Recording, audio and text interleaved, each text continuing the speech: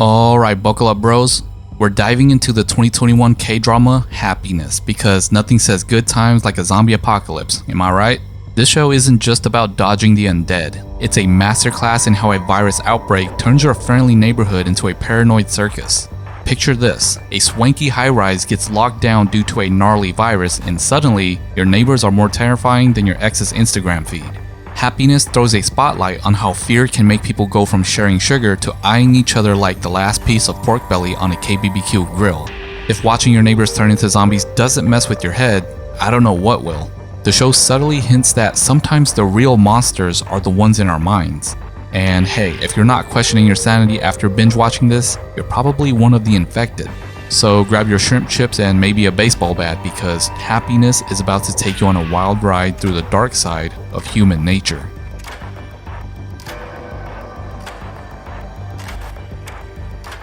Our main duo, Yoo Se-bum and Jung Yi-hyun, score a sweet apartment in a high-rise. But their housewarming party gets crashed by a mysterious virus turning people into bloodthirsty maniacs. Cue the military sealing off the building, and suddenly, it's not just about avoiding the infected, it's about surviving each other. This building's got more characters than a Marvel crossover. There's a shady doctor with a god complex and the self-appointed queen bee who's more concerned about property values than human lives. These folks make your annoying upstairs neighbor look like a saint. As the virus spreads, so does the paranoia. Residents start hoarding supplies, forming cliques, and pointing fingers faster than you can say, "Not it." It's like high school all over again, but with more blood and fewer acne breakouts. In one scene, one of the characters hikes up the prices of the supply of water that they own to sell to the other residents. It's like, "Hey Bob, remember when I borrowed your lawnmower? How about we call it even if I don't throw you to the zombies?" The show serves up these moments to remind us how desperation can make people show their true colors. And sometimes, they're not pretty. Watching your neighbors turn into monsters is enough to make anyone question their sanity. Se-bum and Yi-hyun try to keep it together, but let's be real. Therapy's gonna have a field day with these two after all this. And honestly, if you're not a little messed up after watching this, you might want to check your pulse.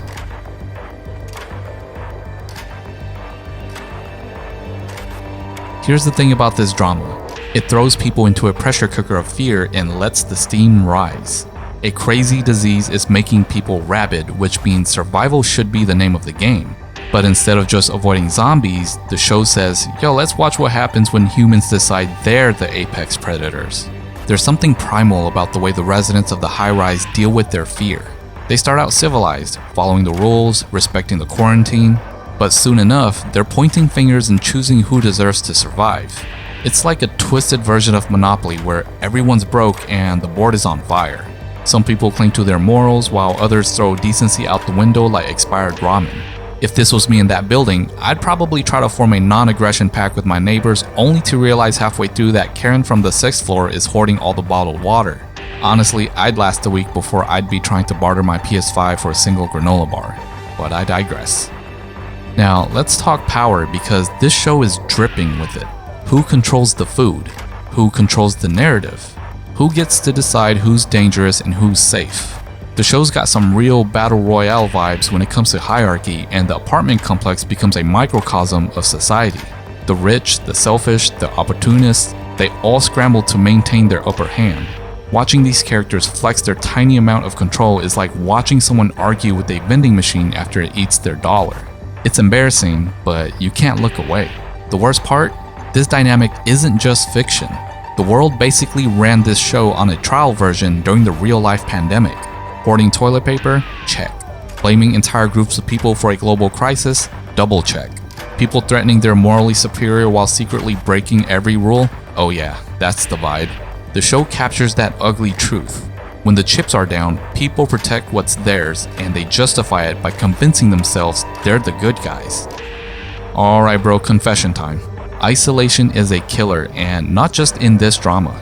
I'm not saying I'd rather hang out with zombies than be alone, but after 2 weeks of no social contact, I'd probably name my lamp and start arguing with it. Spoiler, the lamp would win every time. The apartment complex in the show is locked down and the isolation amps up the paranoia. People are stuck inside their own heads and the human brain isn't always the most reliable narrator. Isolation makes people act out in weird ways. Some characters try to cling to normalcy, pretending everything's fine when it clearly isn't. Others spiral into outright chaos, hoarding resources or turning on their neighbors. It's like everyone's trapped in their own little existential horror movie. And honestly, who hasn't been there? I once spent 3 days straight doom scrolling through quarantine, convinced the world was ending. Plot twist, it didn't, but my mental health definitely took a hit. Here's where things get really spicy. Trust, or more accurately, the complete lack of it. In the show, trust is the first casualty. The virus spreads through contact and suddenly everyone's side-eyeing each other like they just got caught licking the communal coffee spoon. Even close relationships get tested. Friends, lovers, neighbors, they're all one poorly timed sneeze away from becoming enemies. What makes this theme hit so hard is how real it feels. Think about it. Trust is what keeps society functional. Without it, everything falls apart. And in the show, trust breaks down like my car after 300,000 miles. Fast, smoky, and with a lot of screaming. One of the most thought-provoking things about the show is how it blurs the line between civilization and savagery.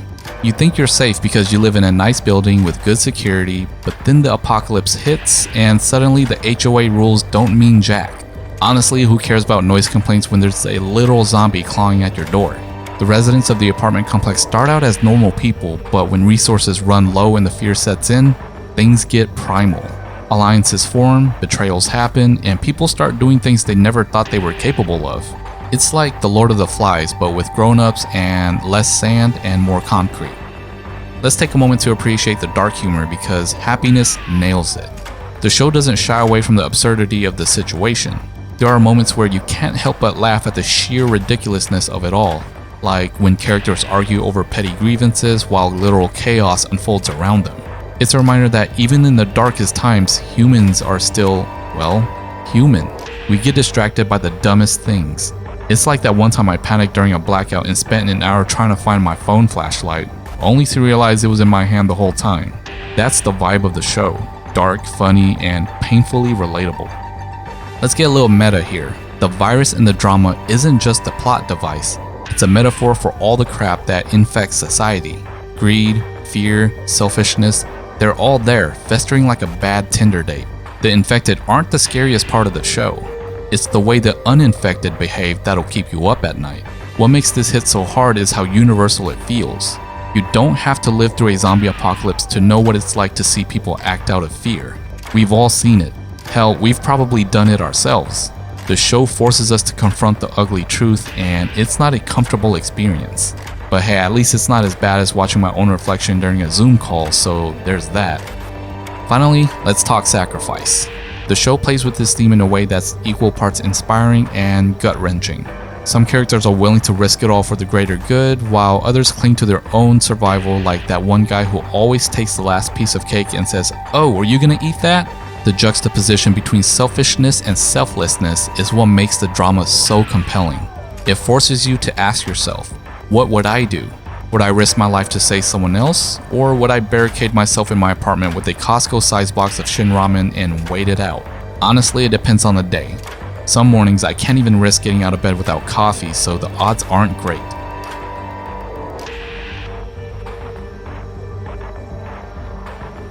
From the moment the virus spreads, the show isn't about gore or shock. It's about tension. The show thrives on building this constant feeling of what's next. And honestly, if you've got even a smidge of anxiety like me, that feeling doesn't stay on the screen. It follows you. You know that nervous energy you get when you're waiting for bad news but don't know when it's coming? Yeah, Happiness takes that and cranks it to 11. Watching these characters tiptoe through situations where one wrong move could mean death made me wonder, would I even be capable of handling that? Or would I just lock myself in the bathroom and ride it out like the world's worst house guest? The funny but also kind of terrifying thing is that this series reflects what stress does to you IRL. Watching people fight over resources or lose trust in each other feels uncomfortably familiar. Even though I've never fought someone over a bag of rice, I have felt that panicked there's not enough energy. It's like the show reminded me that when push comes to shove, everyone has a survival mode, and that mode isn't always pretty. One of the hardest hitting impacts of the drama is how quickly it shows paranoia becoming second nature. Once the virus starts spreading, everyone starts playing detective. Who's infected? Who's hiding something? Who's going to snap next? It's exhausting to watch, but it also made me think about how I approach people in general. Trust takes a nosedive when you're constantly questioning other people's intentions, and that paranoia, my dudes, is a mental wrecking ball. I started realizing halfway through the series that this paranoia isn't just fictional drama, it's real. I mean, how often do we second guess people? Sure, most of us aren't suspecting our friends of being zombie hosts, but we do this in small ways. Why didn't they text me back? Are they mad? Or did my coworker intentionally take credit for my idea, or am I losing it? It's this constant mental game of is it me or is it them? Watching paranoia go unchecked in the show just amplified how destructive it can be, and let me tell you, I felt personally attacked. The drama forces its characters into situations where they have to make choices between survival and morality. And let me just say, those moments do not go down easy. Do you let someone in who might be infected? Do you risk your safety to help someone who wouldn't do the same for you? These aren't just hypotheticals in the show. They're call-outs to the audience because they make you think about what you'd do. And let's be real, I didn't like where my brain went. I'd love to believe I'd be the hero, the person who risks it all for the greater good. But the truth? I'm not so sure. The show made me realize how easy it is to rationalize selfishness when you're scared. It's not my job to save everyone, or I can't help others if I'm dead. Those thoughts creep in, and before you know it, you're justifying some pretty sketchy decisions. It's not fun to think about, but it's necessary. The psychological impact here is that the drama doesn't let you off the hook. It forces you to wrestle with the kind of person you might be when the chips are down. I've got to talk about loneliness, man, because does this show drive it home?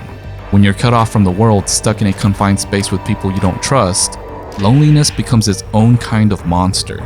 You see it in the way the characters cling to their routines, their relationships, and even their grudges. Anything to feel some kind of connection. And you see it in the way people start to crack when those connections break down.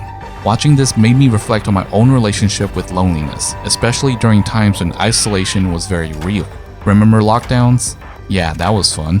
I spent way too much time staring at my walls, spiraling into existential dread and overthinking every decision I'd ever made.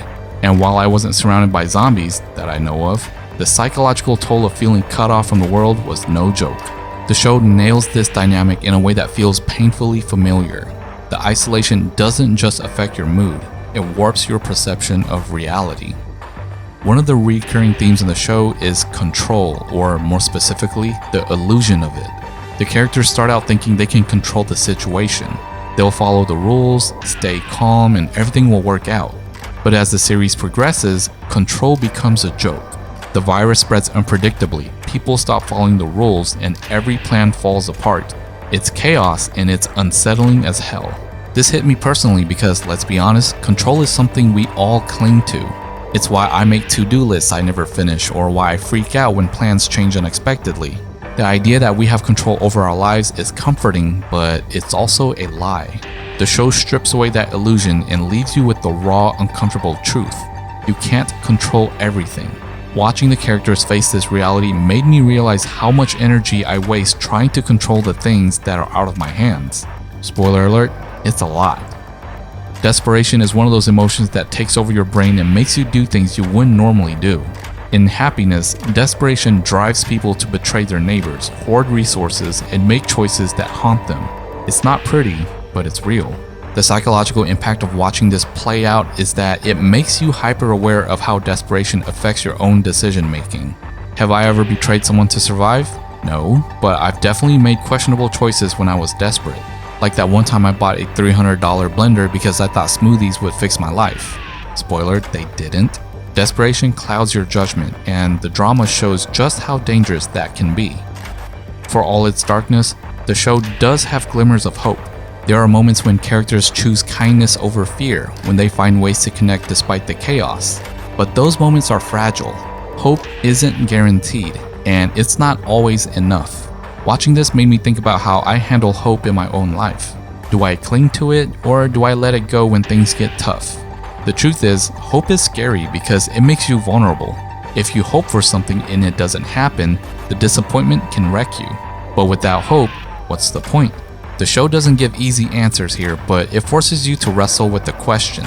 And let me tell you, wrestling with existential questions at 3 a.m. is not for the faint of heart.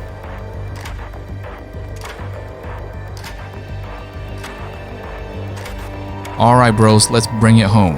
Let me hit you with the question that's been eating at my brain like a zombie since I finished the show. When the world falls apart, who are you going to be? Are you the hero who risks it all? The survivor who protects what's theirs? Or the opportunist who takes advantage of the chaos? And here's the kicker. Can you really even answer that until you're in it? Yeah, I know it's a heavy one, but stick with me. The show forces us to think about this in ways that hit a little too close to home. It's easy to sit on the couch with a bag of shrimp chips and judge the characters for their choices. I wouldn't throw my neighbor under the bus, you say, wiping the chip dust on your sweatpants. But would you? Really? I mean, I'd love to say I'd keep my cool and be the beacon of hope in a crisis, but let's be real. I once panicked over running out of coffee pods. My crisis management skills are shaky at best. One of the things the drama gets absolutely right is the idea that who you are when things get tough is your truest self. When the rules are gone and no one's holding you accountable, what's left? That's the moment when your moral compass either shines or shatters. And let me tell you, this show doesn't sugarcoat how messy that gets. Take the residents of the high-rise. Some of them go full survival mode, hoarding resources and throwing others to the wolves. Others cling to their humanity even when it puts them in danger. And then there are the wild card types, the ones who seem nice until they're not. It's a buffet of human behavior, and honestly, none of it is pretty. But that's the point, right? It makes you question what you'd do if you were trapped in a pressure cooker with no way out. For me, I'd probably start out all noble, offering to share my snacks and help my neighbors. But as soon as someone crossed me, like, I don't know, taking the last granola bar, I'd spiral into full-blown pettiness.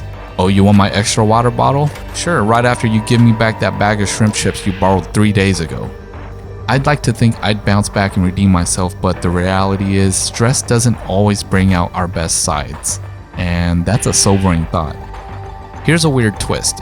As much as the drama shows the horrors of an outbreak, it also reveals the strange comfort some people find in chaos. Yeah, I know that sounds twisted, but hear me out.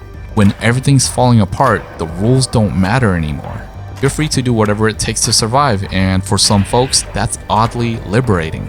No deadlines, no social etiquette, no pretending to have it all together, just raw, unfiltered survival mode. There's a character in the show, no spoilers, don't worry, who thrives in the madness.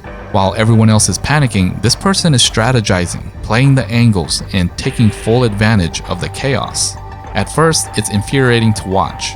You want to scream, how can you be so selfish? But then you realize they're just doing what they have to do. And maybe you'd do the same if the stakes were high enough, or if you just want to watch the world burn. It's a chilling realization, but it's also weirdly freeing. Because let's face it, sometimes the pressure to be a functioning adult in a normal society is exhausting.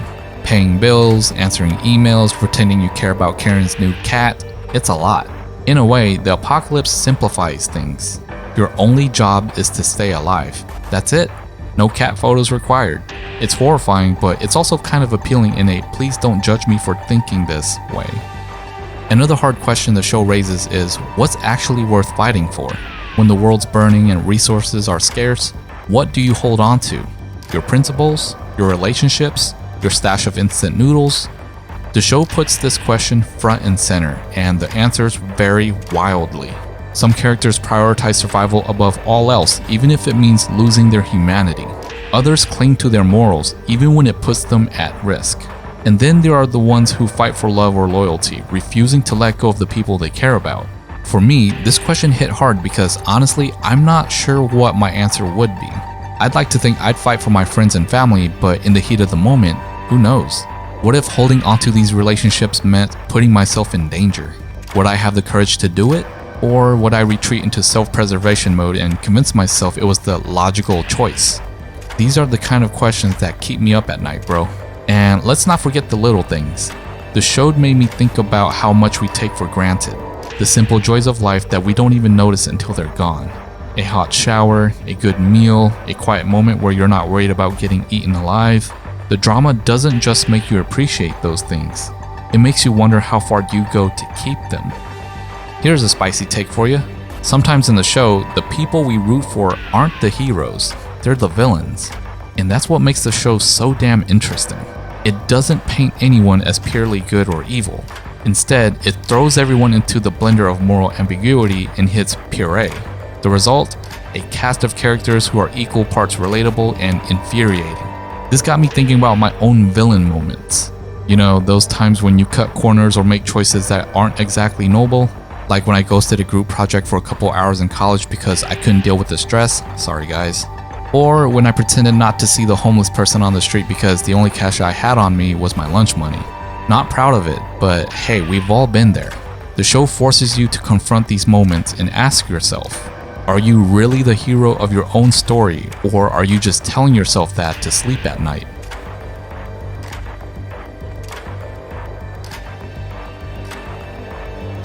The ultimate question that happiness asks is, can you handle the truth about yourself?